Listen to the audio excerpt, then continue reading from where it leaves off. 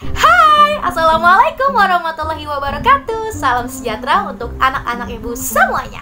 Welcome back to my YouTube channel Belajar Bareng Budian.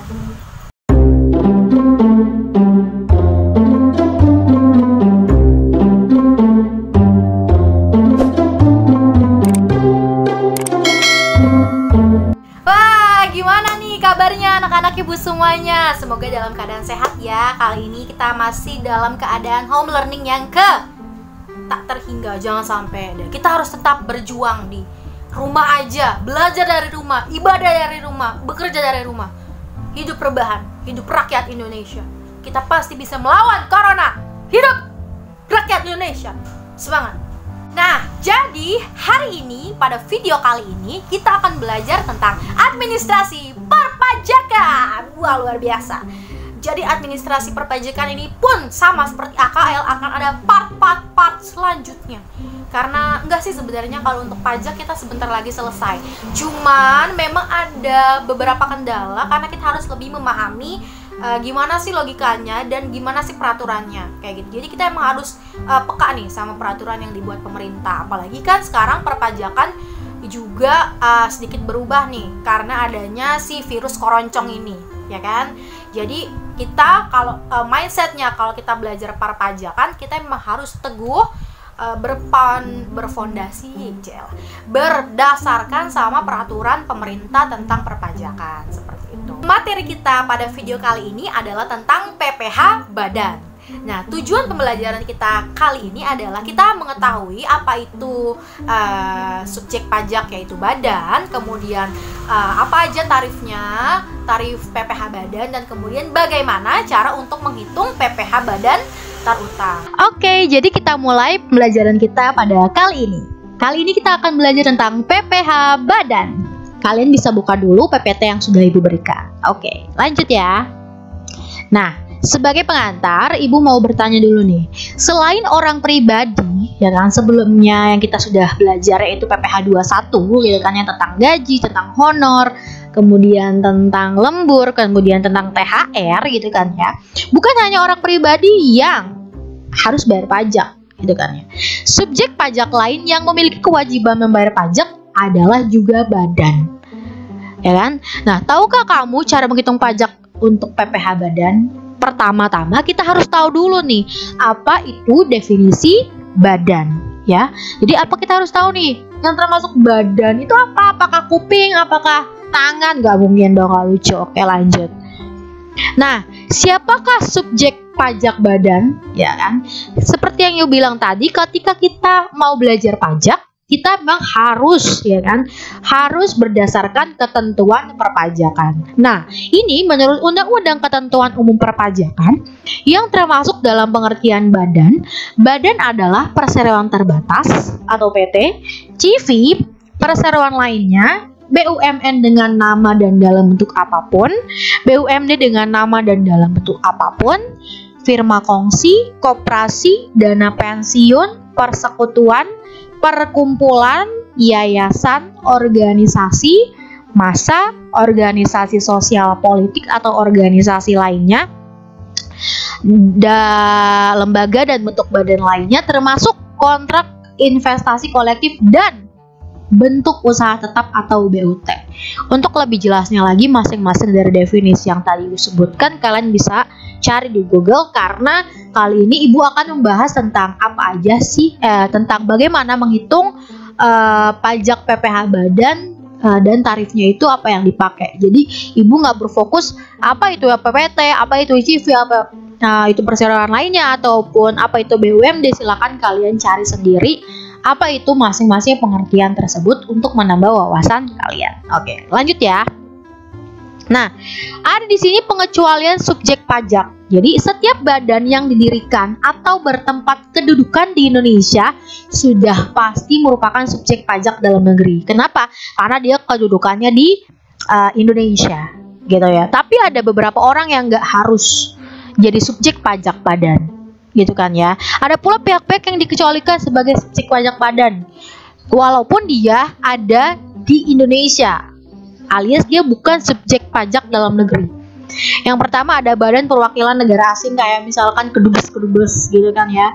Terus organisasi internasional yang ditetapkan oleh Menteri Keuangan dengan syarat Indonesia harus juga jadi anggotanya sih organisasi itu. Misalnya ada WHO, perwakilan di Indonesia, tapi Indonesia nggak jadi anggotanya WHO, ya nggak mungkin WHO itu dikecualikan gitu.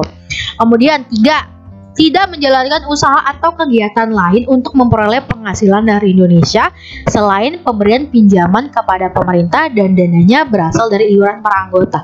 Jadi badan-badan ini tuh nggak ngambil penghasilan nih dari Indonesia gitu loh. Dia tidak mendapat penghasilan dari Indonesia. Keempat, unit tertentu dari badan pemerintah yang memenuhi kriteria. Yang pertama, ada pembentukannya berdasarkan ketentuan undang-undang. Kedua, ada pembiayaannya bersumber dari APBN atau APBD. Yang ketiga, penerimaannya masuk dalam anggaran pemerintah pusat atau pemerintah daerah lainnya. Ini kalian bisa searching apa aja sih unit tertentu dari badan pemerintah yang dikecualikan sebagai subjek pajak. Nah, ya kan, kalian harus belajar sebagai student center, bukan teacher center terus, ya kan? Oke, lanjut, good job. Nah, tambahan, sebagai subjek pajak dalam negeri badan, ya kan? Salah, nadanya gak gitu. Sebagai subjek pajak dalam negeri, badan memiliki kewajiban untuk membayar pajak sejak ia didirikan atau berkedudukan di Indonesia. Kewajiban tersebut akan berakhir saat badan dibubarkan atau tidak lagi berkedudukan di Indonesia. Jadi ketika kamu mendirikan suatu badan atau suatu usaha, ya udah saat itulah kamu menjadi subjek pajak. Kalau udah nggak subjek pajak lagi gimana, Bu? Ya udah dibubarin atau kamu pindah kantornya, jangan di Indonesia lagi lah gitu. Lanjut. Kita juga sebelum kita membahas PPh badan, kita harus tahu objek pajak badan. Sebelum itu kita udah belajar tentang PPh 21. Objek pajak PPh 21 apa aja? Ada honor, ada gaji, ada lembur, itu namanya objek pajak. Apa yang kita hitung? Gitu loh. Apa yang kita hitung? Penghasilan apa yang kita hitung? Penghasilan apa yang akan kita kenai pajak? Gitu. Itu namanya objek pajak. Gitu. Nah, objek pajak PPh badan ini ada dua. Ada objek pajak PPh tidak final, yaitu objek pajak yang pada akhir tahun dihitung ulang atau diperhitungkan dengan kredit pajak yang telah dipotong dari pihak lain. Dan yang kedua, objek pajak PPh final adalah objek pajak yang pajaknya telah final atau selesai pada saat dipotong oleh pihak lain atau pihak sendiri pada akhir tahun dan tidak dihitung ulang. Misalnya gini,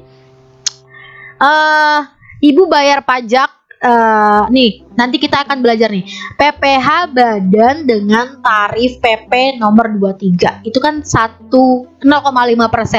Dia adalah objek PPh final. Artinya ketika kita sudah bayar pajak itu, ya kan ya, itu tidak akan mengurangi pengurangan kita pajak kita. Misalkan gini, kalau kita bayar pajak di akhir tahun itu nanti kita akan belajar juga rekonsiliasi fiskal, di mana kita sudah bayar pajak apa aja gitu kan ya, sehingga nanti misalkan PPh badan terutang kita 10 juta, oh enggak, ternyata aku udah bayar pajak 22, udah bayar pajak 26 atau berapa pajak apa, itu nanti kita bisa kurangin, jadi PPh terutang kita nggak 10 juta misalnya, oh kita udah bayar 22, 1 juta, oh berarti nanti PPh terutang kita tinggal 9 juta gitu. Itu namanya objek PPh tidak final. Tapi kalau final, misalkan kita udah bayar tuh yang PP 23 tadi 1 juta per bulan, ya kan? Nah, 1 juta itu nggak bisa kita buat ngurangin. Jadi ketika PPh terutang kita misalkan 10 juta, ya udah 10 juta, nggak ada pengurangan. Itu namanya PPh final, gitu ya. Oke, jadi kita akan belajar nih. Ini dia tarif pajak badan. Nah, sebenarnya untuk tahun 2010 ke atas kita ini punya 4 tarif, yaitu pasal 17 ayat 1B, pasal 17 ayat 2B, pasal 31E, dan PP nomor 23 tahun 2018 gitu. Jadi kalau untuk lebih detailnya kita akan coba lihat yang tarif ya, tabel yang udah ibu buat. Sampai dengan 2009 peredaran bruto itu adalah penjualan kotornya si perusahaan, guys, gitu. Jadi kalau ada bilang peredaran bruto itu penjualan, gitu ya, penjualan bruto, penjualan kotor. Nah, sampai 2009 kalau dia peredaran brutonya dari 0 sampai 4,8%, 4,8 miliar, itu 28% kali 50%. Ya kan, 28% kali 50% jadi berapa? 28 bagi 2, berapa sih? 14% jadi tarifnya itu sebenarnya. Nah, yang kedua, kalau dia peredaran brutonya 4,8 sampai 50 miliar ya, sama dengan 50 miliar. Itu 28% kali 50%, tapi fasilitas. Artinya apa? Kalau fasilitas, ibu dari kemarin ini banyak banget yang ngechat ibu, japri, hampir banyak banget yang ngechat. Bu, kalau fasilitas itu maksudnya apa sih? Fasilitas itu apa? Nih, kalau misalkan kamu lihat yang 28% kali 50%, itu kan langsung 14%. Jadi misalkan PKP-nya, penghasilan kena pajaknya itu 10 juta. Maka berarti 10 juta langsung kali 14%. Nah, tetapi kalau misalkan fasilitas itu nggak langsung 14%. Jadi misalkan ada beberapa yang dapat 14%, ada lagi yang cuma 28%. Jadi misalkan PKP-nya itu 100 juta. Nah, jadi nanti nggak semuanya dapat 14%, tapi yang 14% itu berapanya 100 juta. Nah, yang sisanya dapat 14% ini, itu kita tetap pakai 28%, itu namanya fasilitas. Jadi nggak semuanya dapat 14% gitu, ngerti gak? Sampai situ. Jadi fasilitas itu ada beberapa PKP-nya itu yang dapat fasilitas tarifnya itu 50% gitu. Jadi nggak semuanya 28 ke 50%, tapi ada beberapa yang 28 pure 28%, yang ada lagi yang satu lagi 28 ke 50%, yaitu 14% kali PKP-nya. Nah, PKP-nya ini nanti ada rumusnya, nanti kita belajar habis ini. Oke. Nah, sampai tahun 2009 tadi lebih dari 50% itu 28% doang, nggak dapat fasilitas, nggak dapat 50%, nggak dapat 14% itu tadi. Oke. Nah, kemudian dari Januari 2010 kan udah berubah tuh, udah jadi 25%, ya kan? Dari Januari 2010 sampai Januari 2013 itu 25% kali 50% untuk yang peredaran brutonya 0,48 M, 0 sampai 4,8 M, 4,8 M sampai 50 M pas, itu 25% kali 50% fasilitas.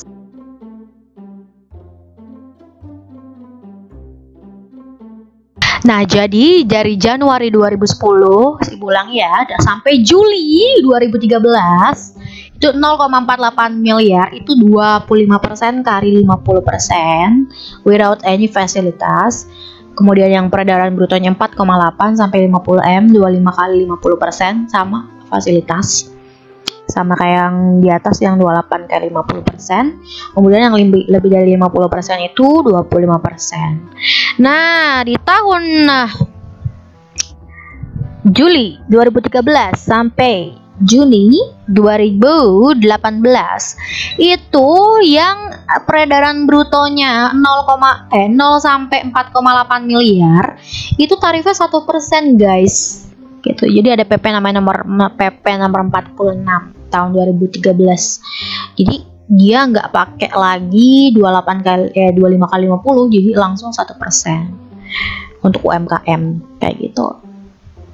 Nah, yang 4,8 M tetap, yang 50 M juga tetap. Nah, ada lagi nih, itu kan dari Juli 2013 sampai Juni 2018 ya kan. Nah, dari Juli 2018 sampai sekarang itu yang 0 sampai 4,8 miliar itu tarifnya dari 1% turun ke 0,5%. Atau sebenarnya dia bisa milih dari beberapa sumber, ada yang bilang bisa ada yang bisa milih, tapi beberapa sumber lainnya juga yang ibu baca itu hampir semua website ibu baca ada dua pendapat sebenarnya, bisa milih dan ya udah kalau yang perusahaan kamu 4,8 kurang dari 4,8 miliar ya kamu pakai wajib pakai 0,5, tapi ada yang bisa bilang juga ada yang bisa milih 25 kali 50% gitu. Kenapa sih Bu kok bisa milih gitu? Karena nanti ada syarat-syarat tertentu. Sebenarnya menurut perusahaan itu belum tentu yang 0,5% itu menguntungkan, dan juga belum tentu juga yang 25 kali 50% itu menguntungkan gitu. Jadi ada beberapa kelebihan dan kekurangannya. Cuman yang 0 sampai 4,8 miliar itu kalau kita mau pakai ya, kita harus bilang dulu ke DJP atau Ditjen Pajak bahwa perusahaan kita ini peredaran brutonya 4,8 miliar, tetapi saya mau kurang dari 4,8 miliar, tapi saya mau pakai tarif yang 17,1. Kalau enggak ya udah berarti kamu harus pakai 0,5 gitu. Nah yang 4,850 miliar sama masih fasilitas juga 50 miliar juga masih 25%, kayak gitu. Ini lupa di slideshow, astagfirullah. Gitu ya, jadi itu. Lanjut. Nah, gimana Bu cara menghitung pasal 17 ayat 1B? Nah, sebenarnya pada dasarnya tarif PPh badan itu dulu tarifnya tunggal, yaitu 28%. Gitu. Jadi dulu 28% tuh udah sebelum 2009 kan yang tadi Ibu kasih tabel tadi kan. Nah, tapi semenjak tahun 2010 kita berubah jadi 25%. Efektif berlaku untuk tahun 2010 dan seterusnya. Tarif ini diterapkan kepada WP badan dalam negeri dan bentuk usaha tetap. Nah, bentuk usaha tetap itu apaan, Bu? Nah, BUT itu adalah bentuk usaha yang dipergunakan, yang bisa dibaca di bawah sini ya, oleh orang pribadi yang tidak bertempat tinggal di Indonesia. Orang pribadi atau OP yang berada di Indonesia tidak lebih dari 183 hari dalam jangka waktu 12 bulan, dan badan yang tidak didirikan dan tidak bertempat kedudukan di Indonesia untuk menjalankan usaha. Contohnya cabang perusahaan, kantor perwakilan, pabrik, bengkel, gudang, proyek konstruksi, dan lain-lain gitu. Nah, caranya gimana, Bu? Yang 17 ayat 1B. Misalnya jumlah peredaran brutonya itu 54 miliar. Gini loh guys, jadi tuh peredaran bruto ini untuk menentukan tarifnya, kita pakai tarif yang mana? Cuma nanti tarifnya itu dikali apa? Dikalinya bukan sama peredaran brutonya guys, tapi dikalinya sama penghasilan kena pajaknya. Penghasilan kena pajak itu apa? Laba sebelum pajak. Laba bersih sebelum pajak gitu loh. Kan tadi Ibu bilang peredaran bruto itu penjualan. Nah, PKP itu, penghasilan kena pajak itu adalah laba bersih sebelum pajak gitu. Jadi yang dikalikan itu bukan dari peredaran brutonya, tapi peredaran bruto hanya untuk menentukan tarif apa sih kita pakai gitu. Kenapa harus peredaran bruto? Karena inilah yang mencerminkan oh berarti perusahaan ini besar atau enggak gitu. Gitu ya. Lanjut. Jadi jumlah peredaran bruto tahun 2015 adalah 54 miliar. Jumlah penghasilan kena pajak 2015 4 miliar. Nah, PPh badan terutangnya adalah berapa? Karena di sini peredaran brutonya adalah 54 miliar, berarti kan lebih dari 50 miliar dong, ya kan? It's absolutely 17 ayat 1B adalah 25% kali PKP-nya 4 miliar, jadi 1 miliar. Nah, Bu, gimana Bu kalau misalnya sebenarnya gini, kalau untuk penentuan tarif pajak kita juga harus melihat berapa peredaran brutonya di tahun sebelumnya. Misalkan di tahun sebelumnya, di tahun 2014 ini dia adalah 48 miliar. It's absolutely dia kurang dari 50 miliar dong.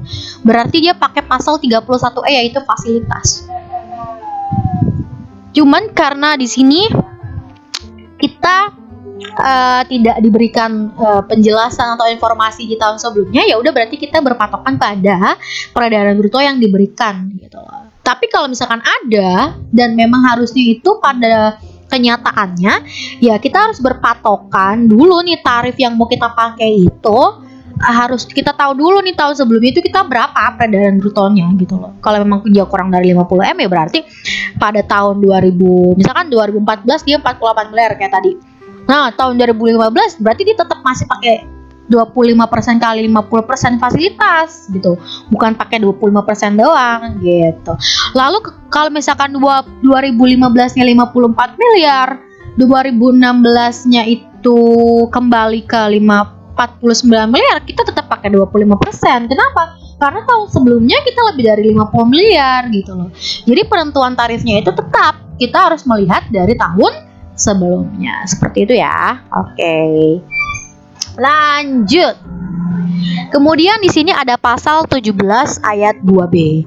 Nah, tarif ini diterapkan pada WP badan dalam negeri yang berbentuk PT, perusahaan terbatas, perseroan terbatas, astagfirullah, yang memperoleh pengurangan tarif sebesar 5% lebih rendah dari tarif normal.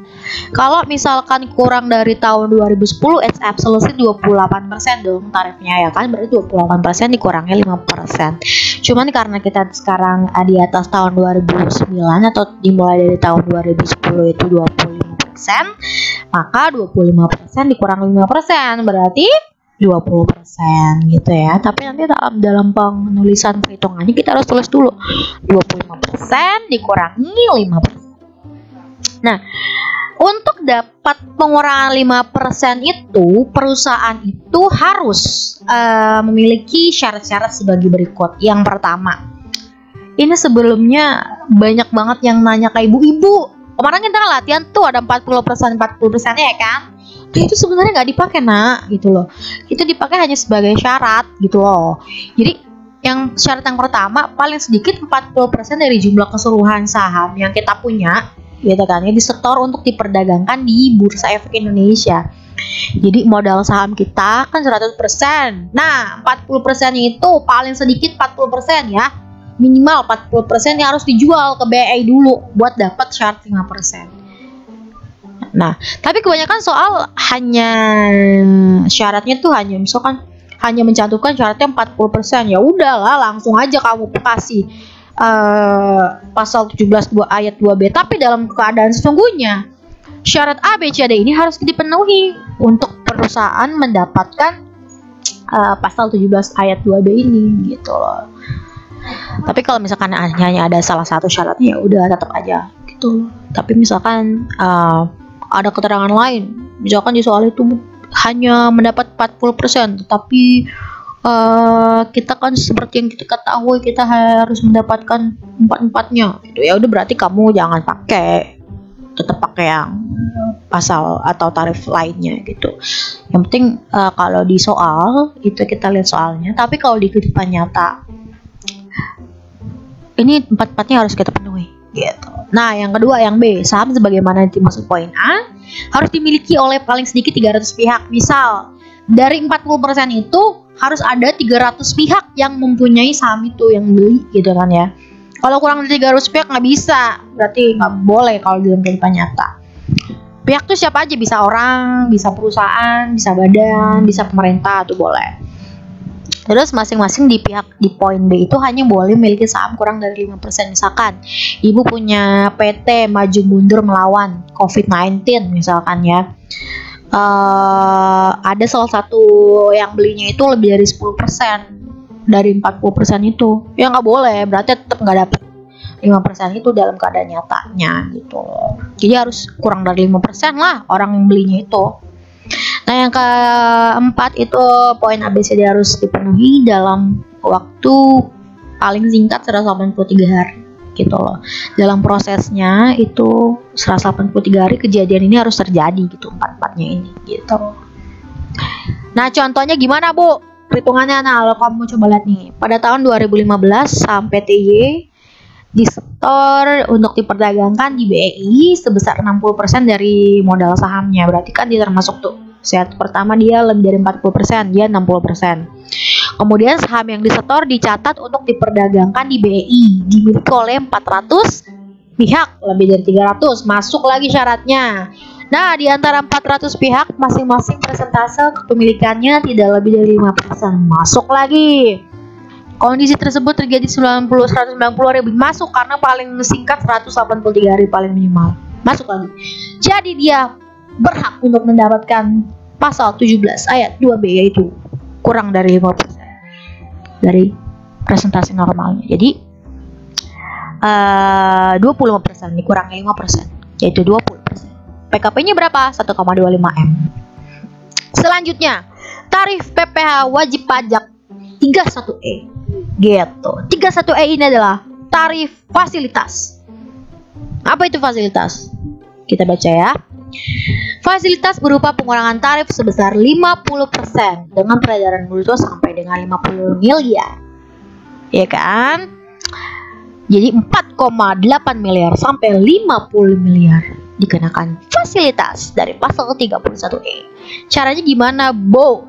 Caranya 50% kali 25% kali seluruh PKP. Itu untuk yang dapat fasilitas. Tapi untuk BUT yang sebagai subjek pajak luar negeri, dia nggak dapat fasilitas ini, dia harus tetap bayar 25% karena di luar negeri kan. Jadi untuk lebih jelasnya kalian harus cari lihat dulu sini ya. Langsung aja ke perhitungan. Peredaran bruto PT ABC tahun sebelumnya mencapai lebih dari 4,8 miliar.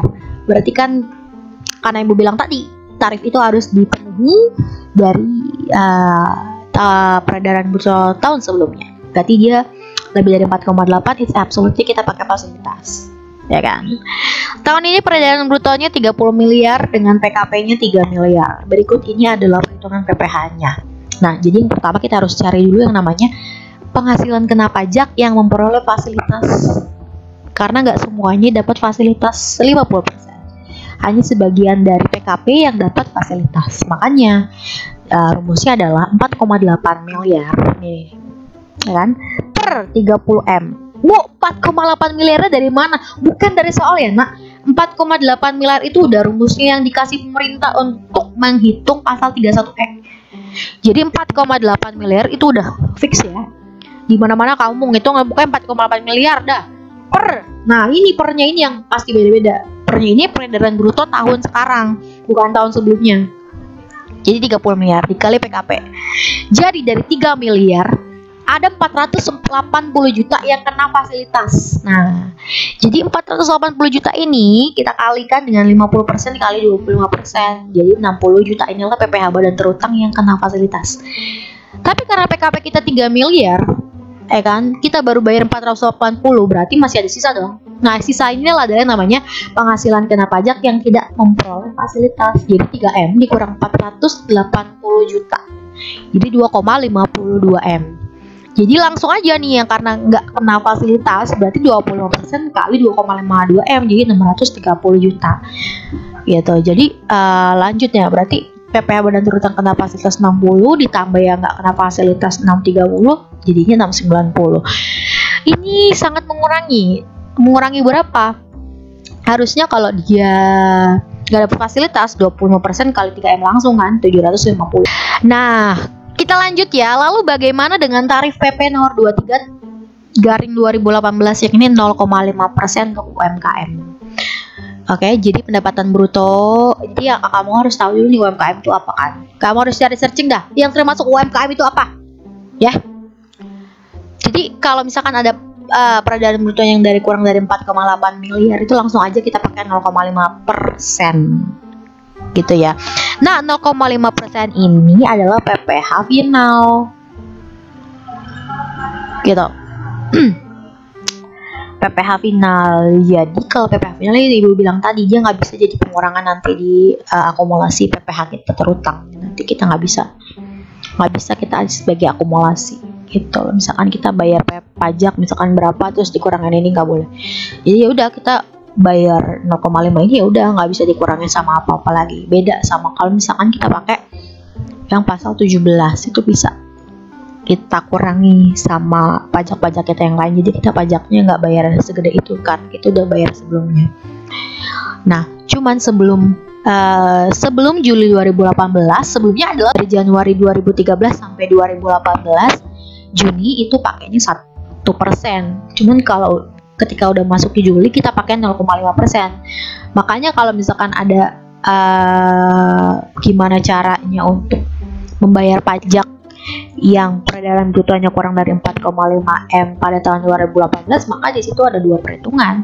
Yang dari Januari sampai Juni itu 1%, yang dari Juli sampai Desember itu 0,5%. Kenapa? Karena di tahun 2018 bulan Juli itu peraturannya udah berubah.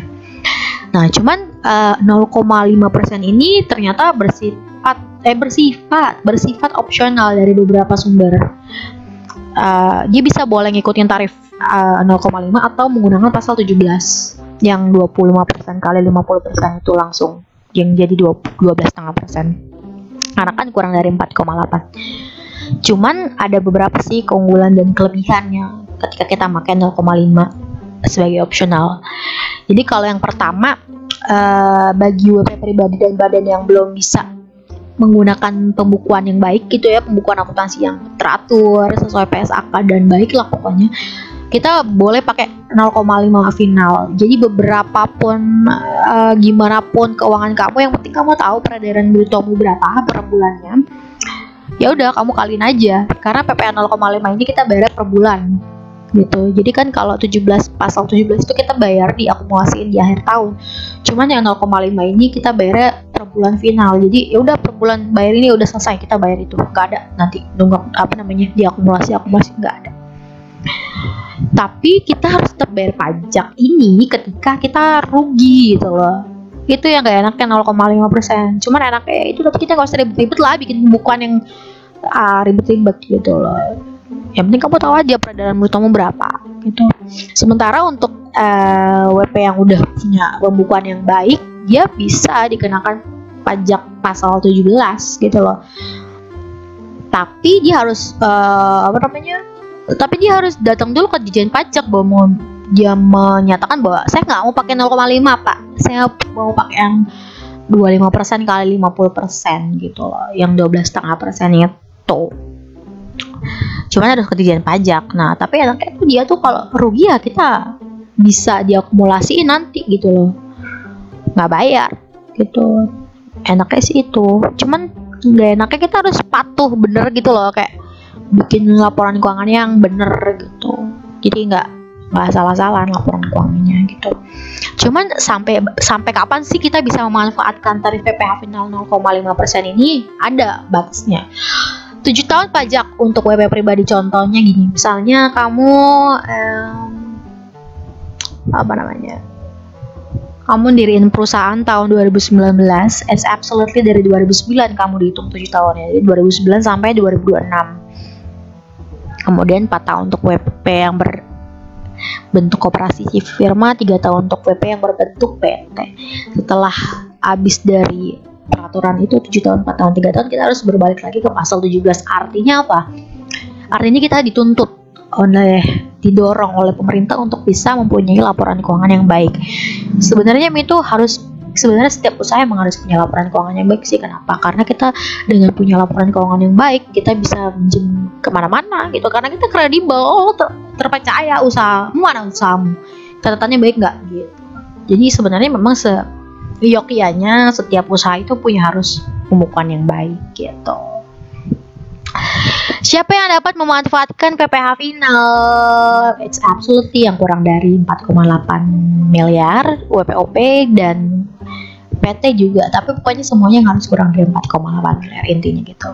Yang nggak boleh siapa Bu? 0,5. Yang nggak boleh tuh kayak yang WPOP yang penghasilannya dari pekerjaan bebas kayak firma hukum, kantor akuntan, Hotman Paris, tuh nggak boleh pakai 0,5.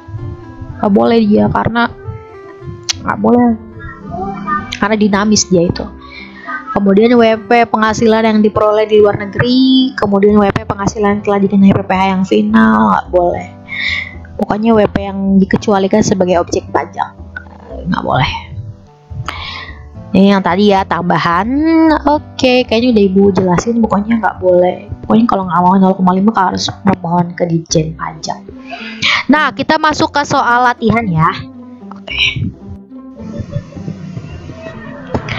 Oke, jadi kita mulai ke soal latihan PPh badan yang Ibu kasih terakhir kali ya. Yang kalian suruh ngerjain itu. Oke, baiklah. Oke, jadi tahun 2017 PT Coffee-Duloh menghasilkan penjualan sebesar 4,7 miliar. Tahun 2018 PT Coffee-Duloh menghasilkan penjualan sebagai berikut. Oke, karena kita menentukan tarif pajak dari tahun sebelumnya, maka tahun 2017 absolutely dia kurang dari 4,8 miliar, ya kan? Dan tahun 2017 belum ada perubahan tarif untuk yang kurang dari 4,8. Alhasil kita pakai yang 1 miliar, ya kan? Tetapi karena tahun 2018 dari bulan Juli ada perubahan tarif, maka dari bulan Januari sampai bulan Juni itu kita pakai 1%. Jadi 1% langsung kita kalikan dengan peredaran brutonya atau penjualannya. Jadi di sini kita tulis 1% kali 1%. ya kan, sampai Juni gitu kan. Nah di bulan Julinya itu kita udah pakai 5% gitu sampai Desember. Ini semua kita jumlahin 25.250 ya kan. Berarti langsung aja, berarti kita PPh terutangnya adalah segini jawabannya ya. Jadi kita harus lihat dulu nih yang pertama ya, ngerjain soal yang pertama, tahun yang sebelumnya berapa ya kan. Aduh jadi begini. Nah terus lihat dulu nih tahun berapa deh, 2018. Oh iya karena ada perubahan tarif nih. Berarti 2 tarif nih gue kerjain nih. Beda kalau misalkan di sini 2018, di sini 2019. Langsung aja brok, 0,5%. Mantap, lanjut ya. Oke. Nomor 2. Pada tahun 2016 PT Anugerah Corona memiliki peredaran bruto yaitu 10 miliar dengan penghasilan kena pajaknya 1 miliar. Berarti ini lebih dari 4,8 miliar. Berarti dia pakai tarif pasal 31E yaitu fasilitas 25% dikali 50%, ya kan? Betul. Tapi karena dia nggak semuanya dapat fasilitas, berarti kita harus cari dulu yang pertama, penghasilan kena fasilitas. Perumusnya gimana Mbak? 4,8 miliar ya kan, dibagi, dan dalam kurung aja dah nih, gini nih. Ya salah. Maaf yang ngetiknya tangan satu nih. 4,8 miliar dibagi sama 4,8 udah fix ya kan, rumus dibagi sama peredaran brutonya 10 miliar dikali 1M yaitu PKP-nya berapa? Jadi 480 juta kan. Nah inilah yang dapat kena fasilitas. Nah kita harus cari lagi karena PKP-nya 1 miliar, kemudian yang baru kita ketahui dapat fasilitas 480 miliar, berarti penghasilannya nggak kena fasilitas kan sisanya dong, ya kan, sama dengan 1M dikurangi 480 juta sama dengan 520 juta. Baru kita tulis nih PPh badan terutang 2018. Set. 2018 sih 2016 nggak jelas. Lanjut, berarti 480 juta ini kan kenapa fasilitas, berarti dikali 25% dikali 50% sama dengan berapa nih, coba ibu entek dulu. Oh 60 juta guys, 60 juta. Yang ini berarti 520 juta langsung dikali 25% sama dengan 130 juta. Jadi PPh-nya, PPh badan 2016 adalah ditambahin cuy. Jadi ERP 190 juta. It's absolutely good. Siapa yang benar nih? Yuk lanjut. Nah, ini dia nih. PT Rumah Aja adalah perusahaan yang memiliki penghasilan kena pajak 50 miliar. PT Rumah Aja merupakan perusahaan yang telah menerbitkan sahamnya 40% di Bursa Efek Indonesia. Nah, jadi nggak bilang nih kalau misalkan perusahaan ini harus memenuhi seluruh syarat. Berarti kita langsung aja dia memenuhi syarat untuk bisa mendapatkan pasal 17(2)B yaitu pengurangan 5%. Jadi 25% langsung aja dikurangi 5% dalam kurung ya. Dalam kurung dikali PKP-nya berapa? PKP-nya 50M. Berapa cuy? Jadi berapa itu? Oke, jadi benar 10M gitu ya. Jadi inilah PPh badan terutang si PT Rumah Aja.